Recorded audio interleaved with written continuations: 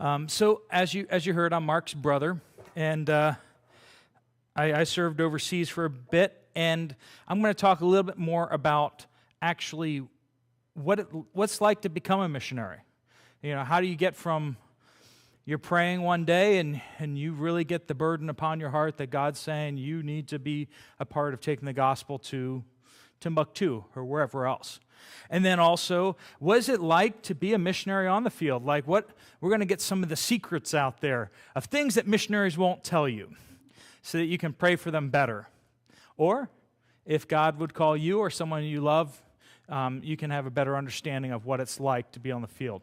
So we'll talk about how you can support missionaries other than just writing a check. Writing a check is a beautiful, wonderful thing and is a necessary thing. We all know that, right? I'm now here in the United States and I write checks. But how else do we support missionaries to help them accomplish things they need to do?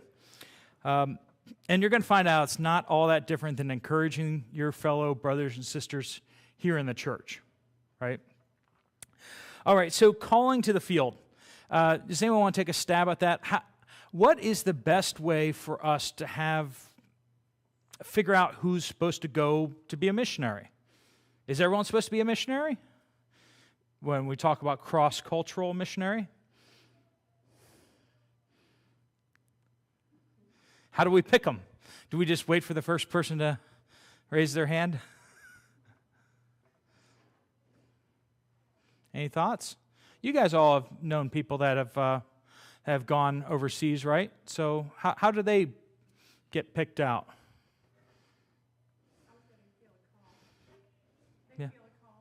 Yeah, they feel a call. And then what should they do once they feel called?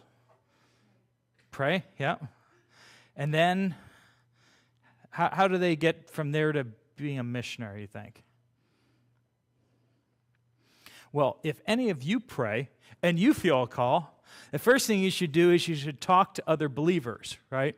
If you have a spouse, probably should talk to them. But it should come to your church, right? Just like any other spiritual gift, it should be affirmed by the church. When you look at Paul and Barnabas, right, they're ministering to the church in Antioch in modern-day Syria. They're serving in the church, and then they have this worship service, and God says, set apart Paul and Barnabas to the work that I have called them. And so the church does. They're like, okay, so you guys need to go because God said so. Sometimes the church body needs to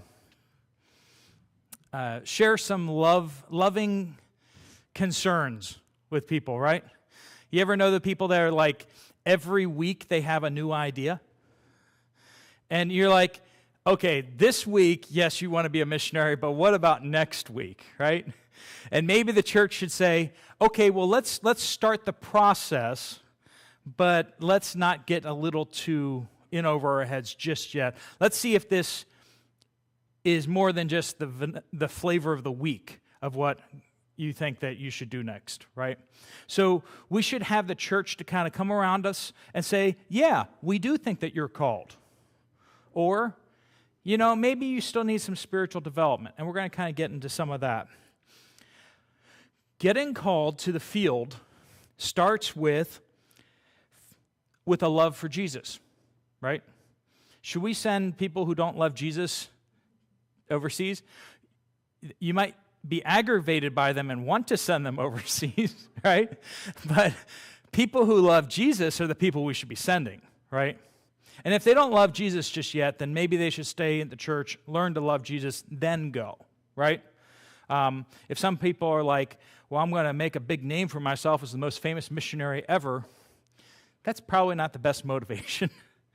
You should be driven by a love for Jesus. There are people out there who don't know Jesus, and Jesus is worthy of their worship. Is he not? He's worthy of our worship. He's worthy of the worship of people where I worked and people all over the world. Before the throne of God, every tribe, every nation, every tongue, they shall all worship God because he is worthy of that. A love for Jesus, but also we should see a heart for service, right? if a person's all like me, they need to grow up in the faith, don't they? Again, we don't want to send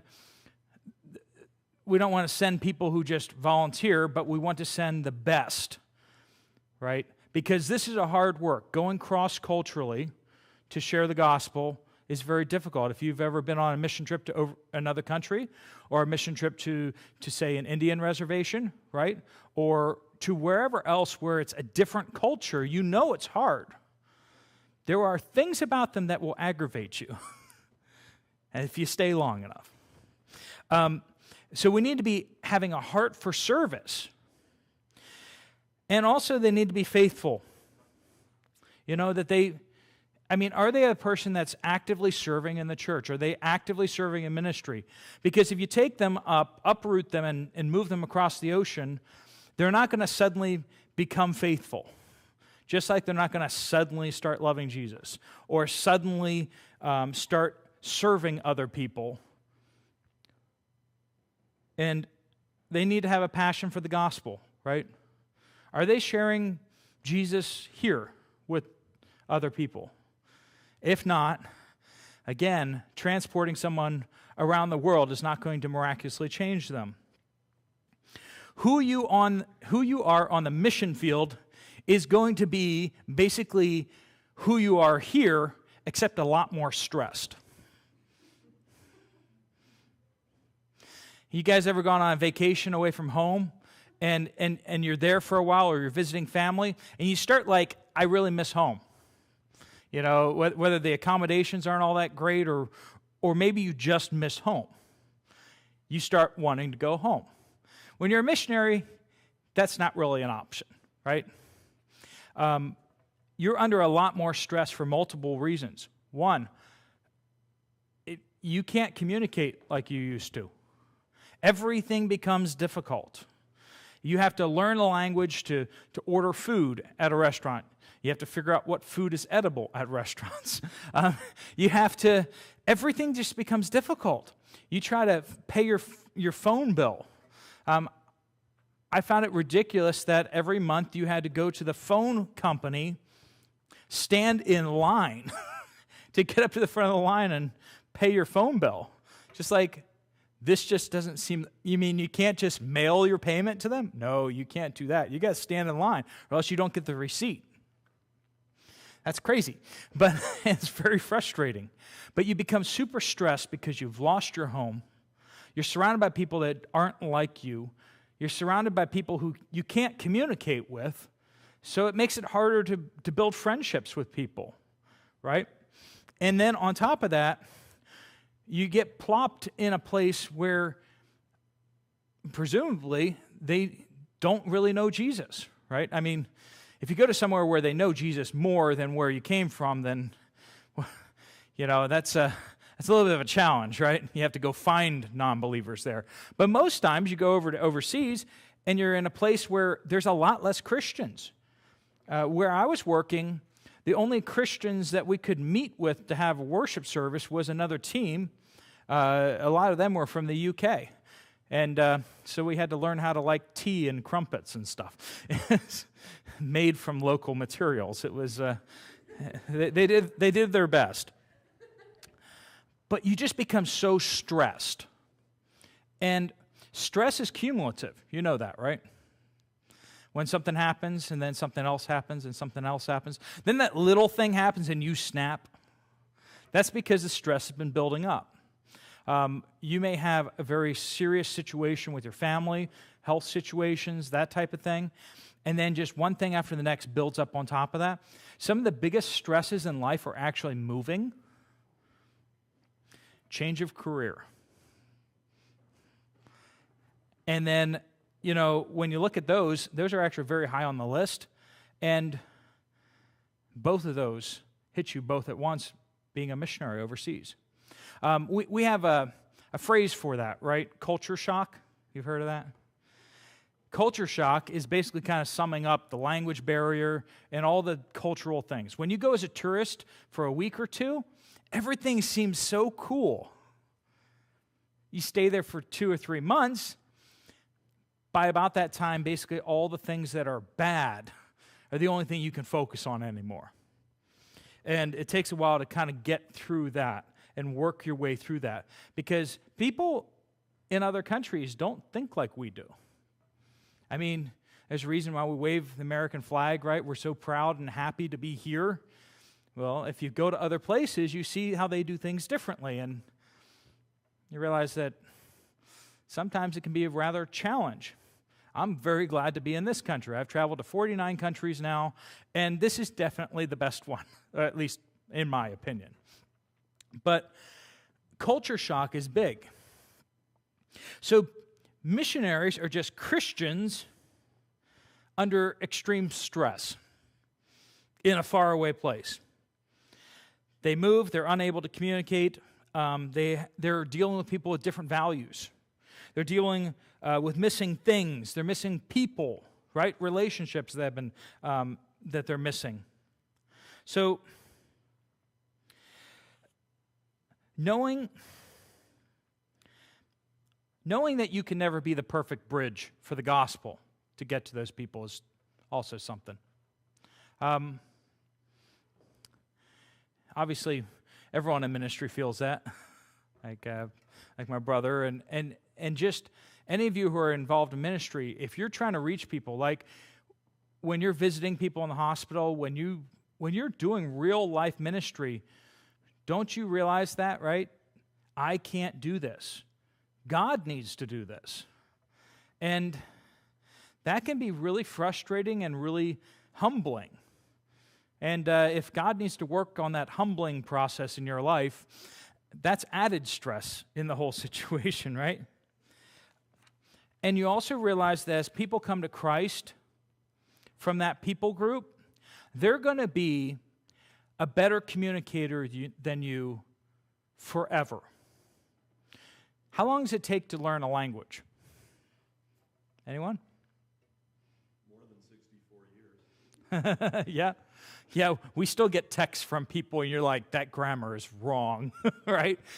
If you've ever been on Facebook, you're just like, you just want to get in there and start correcting some stuff, right? Like, when did they learn English? Well, the problem is a language is so much more than just words and connecting them, isn't it? It's the nursery rhymes you learned as a child. There's so many proverbs, there's so many idioms that we learned just when we were young, you know? Why don't you do that? Well, because of this reason. And all those cultural things, you don't even think about when you're learning a language. And yet, how long does it take to learn all those stories, all those lullabies, all the songs, all of the culture, all the stories? It takes a lifetime to really learn a culture. And to really effectively communicate within a culture, it can take a lifetime. So when you, as a missionary, come in and start learning the language, you are like one of the worst communicators there. If just one person from that culture receives Christ, they're probably going to be a much better evangelist than you. They're going to be a much better teacher of the Bible than you. And that's kind of humbling. And it can be very frustrating because it takes so much for the gospel to reach that first person in that new language group, in that new people group. One of the things that is amazing to people is when you get over there to other countries and you start sharing the gospel with people and you suddenly realize these people don't want to know Jesus. Wait, what? You hear the missionary stories where they go into a village, they share the gospel once, and like 15,000 people get saved, right? A whole bunch of the people are like, I need to take this home to my village. And they go running off to their villages to go preach the gospel, right? And those are awesome stories. But it's not like that everywhere. It's like that some places, but where the gospel is needed the most, it's not like that. You go to a Muslim country and start telling people about Jesus, and you're going to get a different reception. Go to where they're avowedly Hindu or Buddhist or communist, and you're going to get a different reception. You're going to have the local official at your door, or the local priest, or whoever come to your door and say, you need to leave before we burn down your house with you in it. And that is also a reality of things. In India, we see that.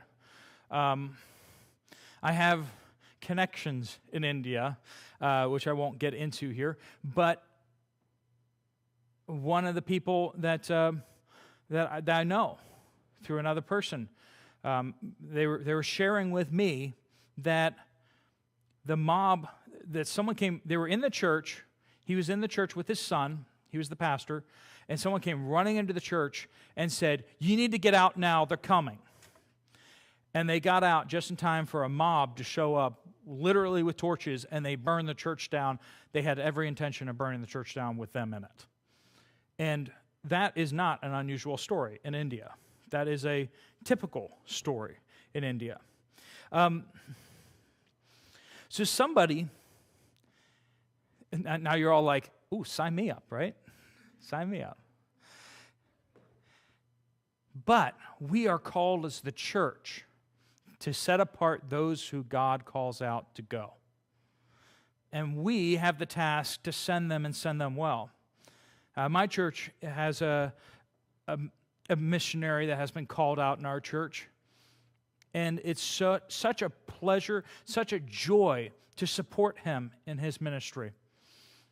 He came to faith here in the United States, and he said, I feel that God's calling me to take the gospel to my village. Okay?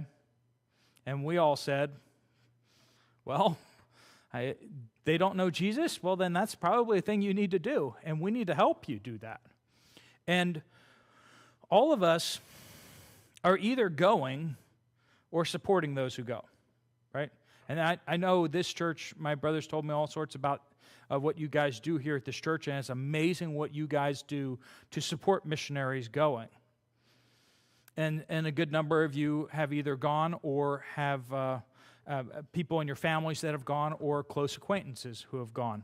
A lot of you know missionaries by name because you grew up with them, or they're related to somebody or something like that, and you know them. And you don't want them to go, but we know that the calling of Jesus is to go. Hopefully, those in the church support them when they go, right, when they're set apart. That we should come alongside them and pray with them, right? We start with prayer. They should pray. They should get some counsel, some wisdom from people that, whether they're church leaders or other people that they respect greatly. And then we as a church should pray alongside them to see what we ought to do as well. When God calls someone to go, God calls other people to send, right? And one of the things that needs to be discussed is, where are they going, right? Sometimes they know where they believe that God's leading them to go, where to go, and who to go with. We can't provide the support as a local church usually to missionaries all over the world. So what do? We usually have agencies, mission agencies. You're familiar with many of these. To oversee them and to give them the support that they need, the training that they need to go serve in those places. And there's differences between the mission agencies. There's many great ones, but a lot of them have different specialities. You know, certain parts of the world, it's probably better to go with a certain agency than others. And when it comes to where to go, I will just toss out this thought. William Borden, who was a missionary candidate, I believe in the early 1900s, he gave the example of, if you have 10 people hauling a log, right?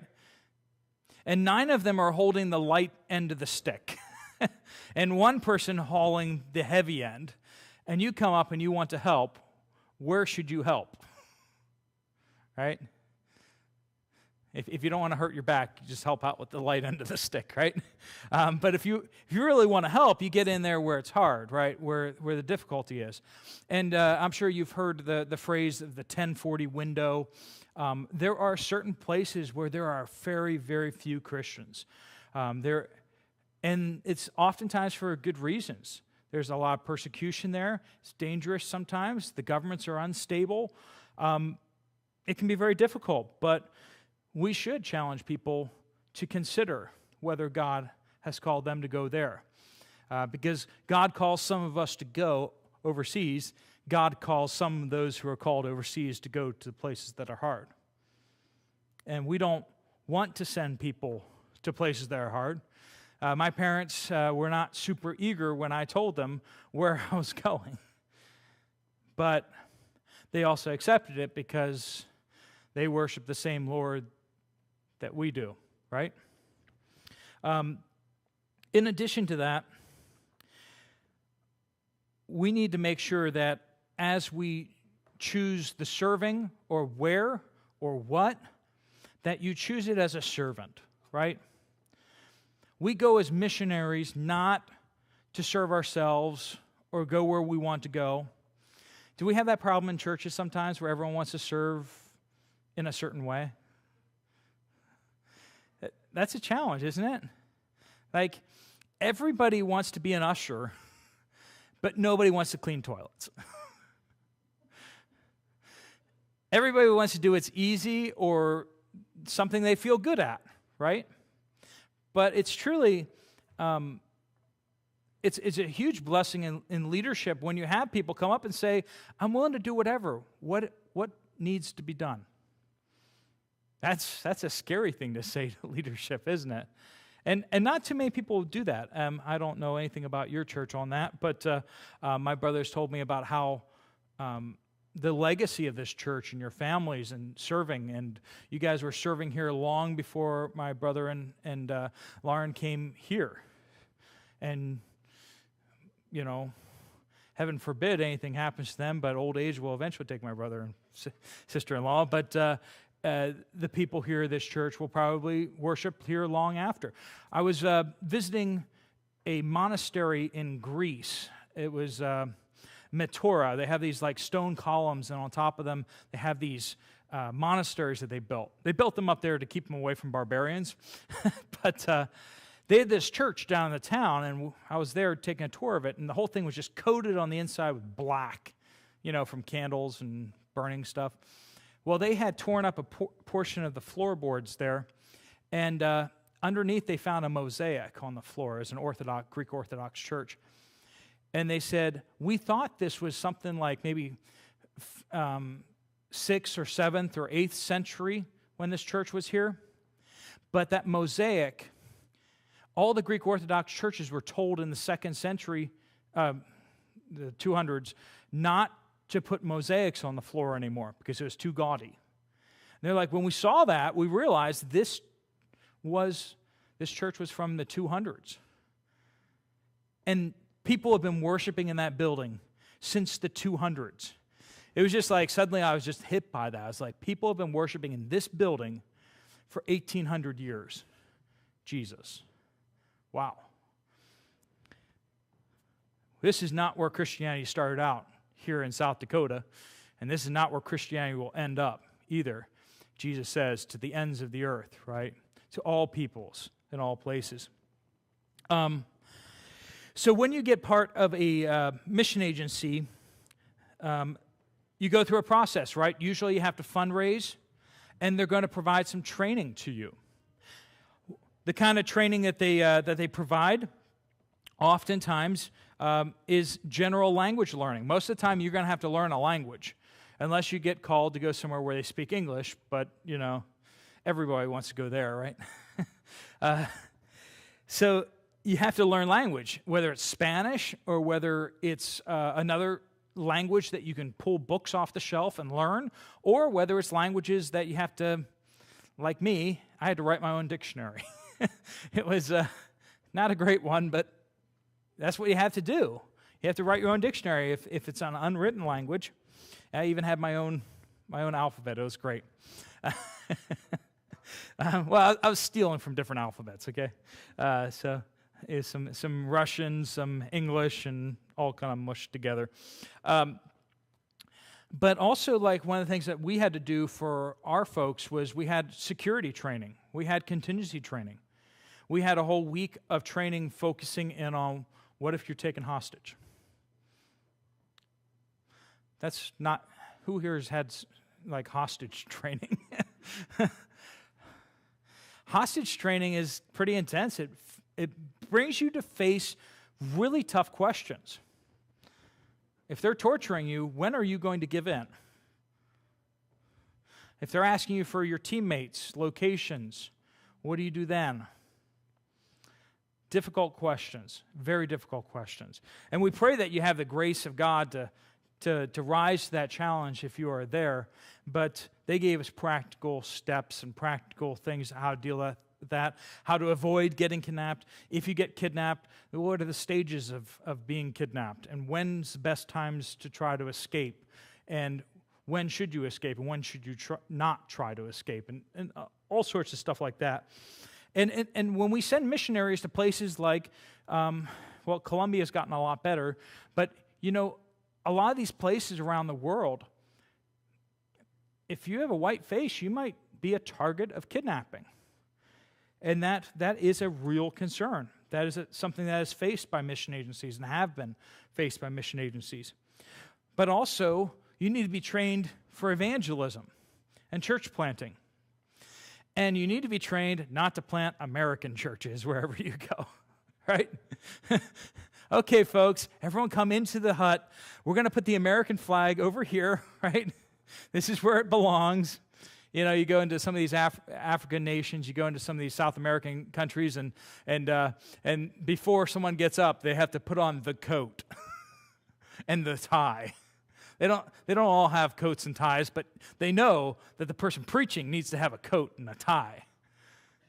It's like we should teach Jesus, right? We should teach Jesus without all the baggage. We shouldn't load up on them burdens of washing hands, as in Jesus' day, that's what he calls out the Pharisees for, right? They have all these rules about washing hands, and we have a lot of rules about putting on shirts and ties, or at least we did back in the 60s and 70s when we sent a lot of missionaries around the world. So we need to be very clear about what gospel are we teaching and making sure that we're not teaching them to love America, we're teaching them to love Jesus, right? And they're going to love Jesus in a different way than what we're used to. But that's all right. Because when we're in heaven and every tribe, every nation, every tongue sings, they're not all going to be singing the same way and in English, right? That's the whole point. They're going to be singing with all of their beautiful languages, all of their different cultures. That's all right. And then you're going to need on-field training or on-field orientation. When you get over to the mission field, you're going to have to learn more language, of course. You're going to have to learn your job, whatever your job is. If you're a radio technician, you need to learn how to be a radio technician. If you're going to be an airplane pilot, a bush pilot, you need to figure out what you're doing out there. I mean, hopefully you figured out much of that before you start flying over there. But there's a lot of things you still need to learn in the field. If you're going out in the jungle to go preach the gospel to villages, you're going to have to learn a whole bunch of things and learn on-the-job training with someone who's experienced. You're going to have to build relationships with your team. So what do missionaries not tell you in their mission letters? I'm going to give you some secrets about struggles that missionaries have. First off, every struggle that people in your church have are struggles that missionaries have on the field. They're not super Christians. They have struggles on the field too. Another thing to point out is don't just pray for safety. I know a lot of us, we want them to stay safe. And that's an awesome thing to pray for them because a lot of times they are in more dangerous locations. Oftentimes they're in more danger for things that you don't think about. Where I kept telling people, they're like, oh, well, are you safe? Have you, has someone tried to take you there or something like that? And I keep going, pray for us driving on these roads. Like, that's how people die out here, right? I mean, they're roads blasted into cliff faces, and there's no guide rails. It just, plummet 200-300 feet down to the river. And we had one lady in our office, and she had been in 3 auto wrecks where her vehicle went, the vehicle she was in went into the river, and there were fatalities. We kept telling her there's a reason that God was prolonging her. She believed the gospel, but she was not willing to commit her life to Jesus by the time I left. And it's not just the things that you think about that are scary that they need safety from. They need safety from stupid things like bug bites and mosquitoes and spiders biting them and getting infected. A lot of these places you don't get good medical care. And if something gets away from you, it's very hard to recover from that. Missionaries are all the time being flown out of the jungle because they got sick or because something got infected, right? But don't just pray for safety. Pray for their mission. They'd be much safer if they were still here. But they're not here. Why? Because they have a purpose and a mission to be there for, right? So pray also for the mission that they're trying to accomplish, for the people getting saved, for people to hear them, and for the Lord to open up doors before them. Also, missionaries feel like quitting sometimes. I know they may not communicate that in their newsletters. They often feel a lot of pressure to put a little big smiley face on. But they may be really, really struggling, even though everything sounds great. Because they're a missionary, and they're supposed to do that. They're spiritual, and they're not supposed to complain. They're not supposed to tell you that they're struggling. We have that in churches too, don't we? People come in and they're smiling, but inside they're really, really hurting, and they just don't want to tell anyone. They don't want it to be anyone else's problem. So watch out for that with missionaries that you support. Try to find out how they really are doing. All that stress, all that pressure on missionaries. And honestly, the thing that is hardest, here's the next point, is it's hard to get along with teammates. You ever get like a team full of like really hard-driven people with very strong opinions? And then you put them all on one team together? They start eating each other. That's what happens, Normally you need to have some people on the team that are just like, I don't really care. Let's just do it however you want to do it, right? But when you have everyone who has a strong opinion on the team, which is most of the people on the mission field are type A personalities. They came with a calling from God, and they're by golly going to do what they've been called to do in the way that they think is best. Build a team full of those people, and they start running over each other and getting very offended at each other. And honestly, that is the biggest reason why missionaries come home, is team dynamics. They can't get along with each other, which is really ironic because Jesus said, "They shall know you are my disciples by your love for one another." Eek, And that's not to say they're not spiritual people that we send out to the field. It's just sometimes personalities just rub on each other. You need to be praying for them that they can get along with their team, because there's probably at least one person on their team that drives them nuts. Another thing is language learning is really hard. So if you've never studied a language before, it's really hard. And then when you put on that the time pressures that you get with the mission field, it can be really stressful. Pray for people who are just getting to a new field or to their field for the first time, and they're having to do language learning as well as ministry. That's very difficult. Gospel sharing across cultures. It's impossible without God. If you're not praying for people to be saved, and they're not praying for people to be saved, and no one's praying for people to be saved by that missionary, why are we even sending them? We need to be praying for people to come to Christ, right, and to become disciples. When we pray, God works. When we work, just we work, right? And that's not good enough. Also, another common issue with missionaries is feeling forgotten. When you tell them all the stuff that's been happening here at home, they feel like they've been kind of left out. And they feel like the world's passing them by. Because where they are, nothing's happening. Oftentimes, nothing seems to be happening. Oh, they'll put a whole bunch of stuff into a newsletter, but if you get out to the mission field and things feel like they're moving really, really slowly. Because most places you're going are third world countries and such like that, right? Now, I know you're not all city folk, and city can feel a little faster, and you guys might feel things moving a little slower here, but you guys all have jobs, and things do move relatively quick here. But ministry on the field, when your whole job is to talk to people and build relationships with people, you don't have, harvest season, you don't have jobs coming in and out of the shop, you don't have all that moving in your life. Sometimes it feels like you're just spinning your wheels. Things that you can do to support missionaries really well. Short reminders that you're praying and thinking of them. If they feel like they're being left behind, making sure that they just know that you care and that you are thinking about them and you haven't forgotten them. You don't necessarily need to go like super in-depth with stuff, but just reaching out to some of your missionaries and be like, we were just praying for you in Sunday school. And that's just enough to remind people that you're thinking about them, you care about them. Pray for the mission and not just for safety, right?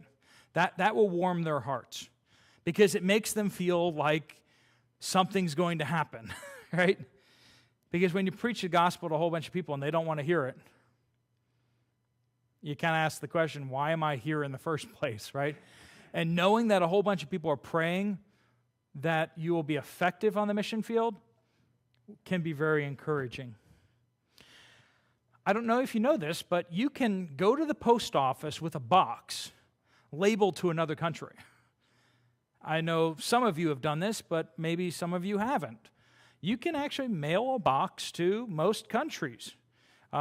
Most missionaries, you can send them a care package. It's possible. Find out more information from their mission agency or from them. One, how to do that and effectively. And two, ask them for what kinds of things to send. Because if you send something halfway around the world that you're paying a bunch of money for, and then they can just buy that locally, it can just get a little awkward. So try to find out what they can't get there and what they would really love, and then send them some of those things. And always send them extra because they're usually going to share those things with fellow missionaries, right? That will help with the team dynamics too, I think. Some Reese's peanut butter cups getting spread around tends to make everyone get along a little better. You know what I mean? Also, consider visiting, or just as you can mail a package to other places in the world, a lot of times missionaries, you can call them on the phone. Now, in some places, they need to be very careful about what you say on the phone, but other places, you don't have to necessarily be, and it's just you have to call a special phone number to get to them, but you may be able to call them directly and actually talk to them. And they may really enjoy it. Now, if they're super busy and you want to talk to them 2 hours a day, every day, be considerate, though, too, that they have a job and mission to do out there. But if they're really struggling, you may be able to talk to them over the phone. You can also potentially visit them. If you have the time available, you can just get on a plane and go. It's really not that big of a deal to go places. If they arrange the flight and arrange all the travel, picking you up from the airport things, it can be relatively simple. It would just be mostly your time and some money to get there. And then finally, pray for team unity. Pray for team unity. Like I said, that's the biggest reason why missionaries come home, is they can't get along with their team or their team can't get along with them. I knew this one team that was in a different part of the country I was in, and they had they had all these folks on the team that had been serving in other places. So it was like an experienced mission team. And then they had this one guy, it was his first time overseas. So all these other guys, they came in, they had already learned another language. They had served in another place. They had seen fruit on the mission field. And so they brought this all-star team together, and they had this one guy who was different. And they all jumped in with the language learning, and they were ready to roll. And he got more and more discouraged. And eventually, he ended up getting on a flight and going home. They were there to love the people for Jesus, but they weren't able to love their teammate for Jesus. And it was really heartbreaking to see. And it wasn't like they had bad intentions, but that's, in the end, what happened. I want to open up to any questions you guys might have about anything I said or anything you didn't want to say. I didn't say, but if you just make sure you don't say any of the countries that I was in, please. Thanks. Anyone? I take it that very first country that you mentioned that you're in, there are groups there that don't know anything about the Bible or the gospel or anything about Jesus. Yeah, so I was going into villages where they had never heard the name of Jesus before. So when they said, tell us a story, that was the first Bible story they heard. And because they're Muslim, they may have heard in the Quran mentions of Jesus, but they had never heard anyone share anything real about Jesus before. So absolutely, there's a whole bunch of villages up there that was like just fresh ground. I was just wondering, so where is the starting point where you start talking about this is the Bible?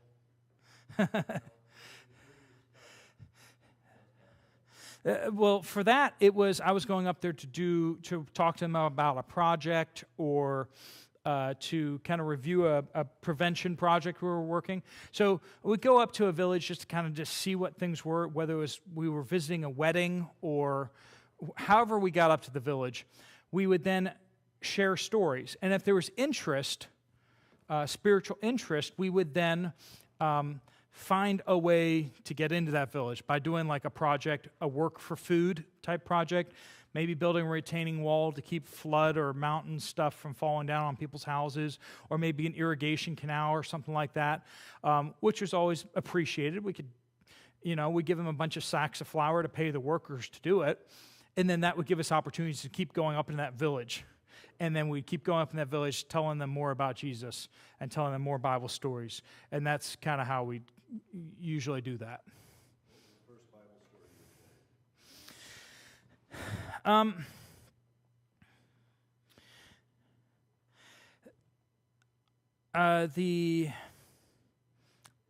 It was like 12 years ago, so